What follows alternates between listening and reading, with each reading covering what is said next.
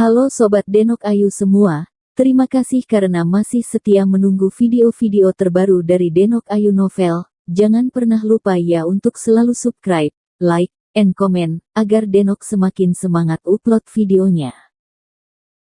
2 hari, tidak kurang dari selusin orang meninggal dalam 2 hari ini, bukan?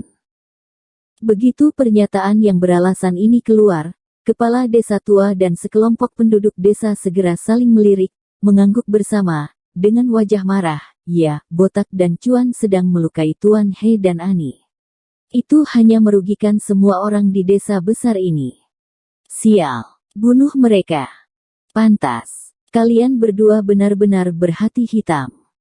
Anda tidak bisa hidup dengan melakukan dosa.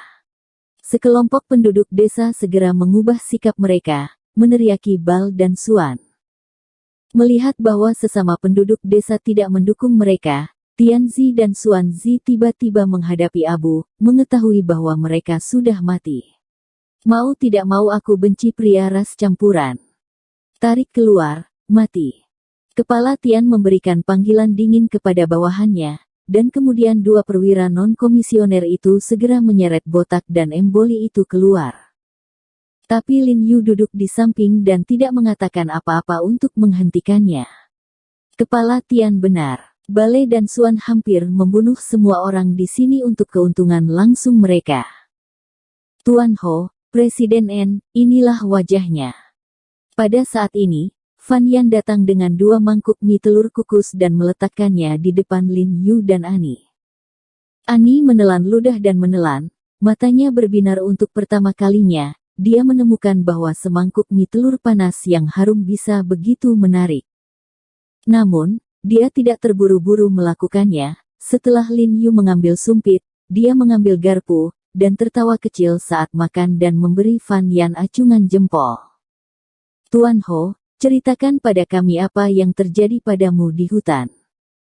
Kepala desa tua dan sekelompok penduduk desa duduk di seberang Lin Yu, menatapnya dengan rasa ingin tahu.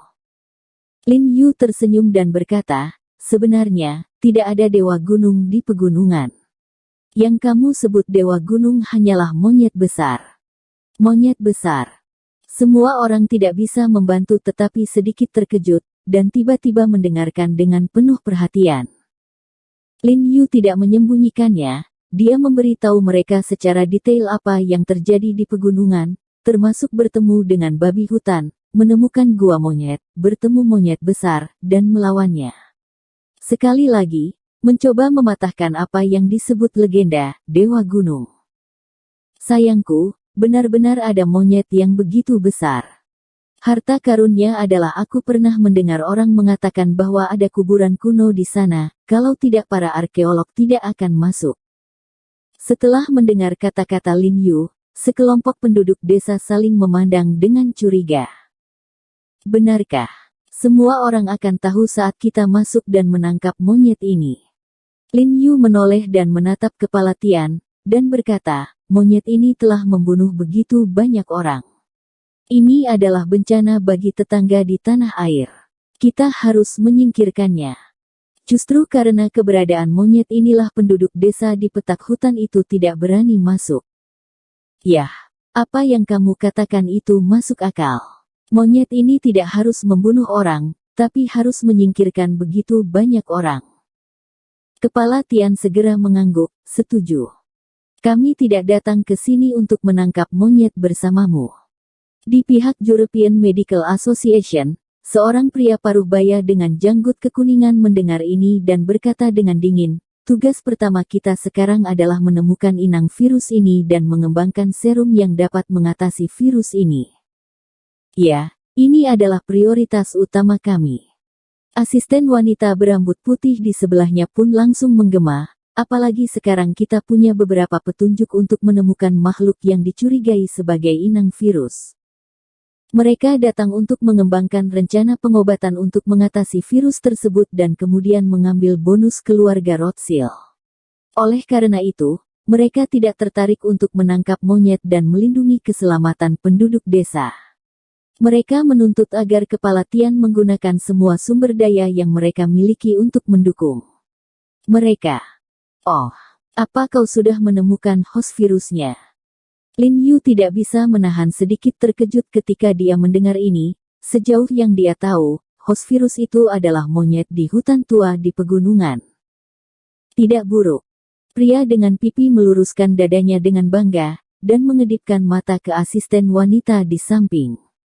Asisten wanita segera mengeluarkan kotak logam kecil dari belakang.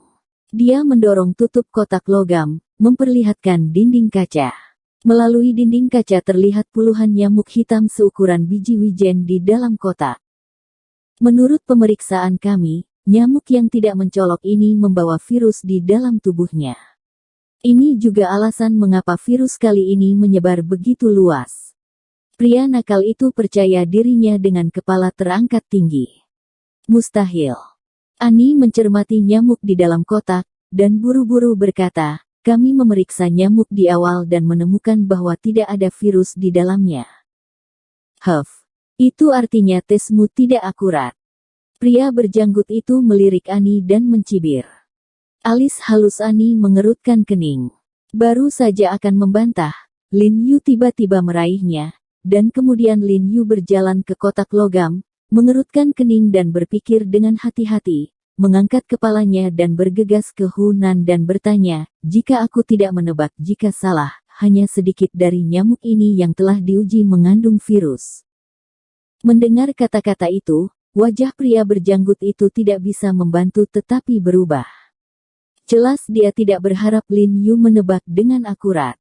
Chong Lin Yu mengangguk dan berkata, kamu benar, tetapi hanya 1 dari 100 yang dapat menyebabkan skala besar penyebaran virus. Tidak buruk. Lin Yu mengangguk setuju dan tersenyum, sekarang semuanya sudah jelas. Sebagian besar nyamuk ini adalah penyebar virus, tetapi mereka bukanlah inang virus yang sebenarnya. Host virus yang sebenarnya ada di hutan tempat kita tersesat. Mereka juga pernah menangkap nyamuk ini sebelumnya. Melihat tidak ada virus pada nyamuk ini, mereka mengira itu tidak ada hubungannya dengan nyamuk ini. Mereka tidak menyangka justru virus yang ditularkan oleh nyamuk ini. Di hutan, Kepala Tian, kepala desa tua dan yang lainnya terkejut. Ya, itu monyet besar dan sejenisnya. Mereka adalah inang virus yang sebenarnya, jadi kita harus masuk dan menangkapnya. Lin Yu mengangguk dengan penuh semangat dan berkata, omong kosong. Pria berjanggut itu cemas ketika mendengar kata-kata itu, dan berkata dengan marah, kamu jelas-jelas omong kosong.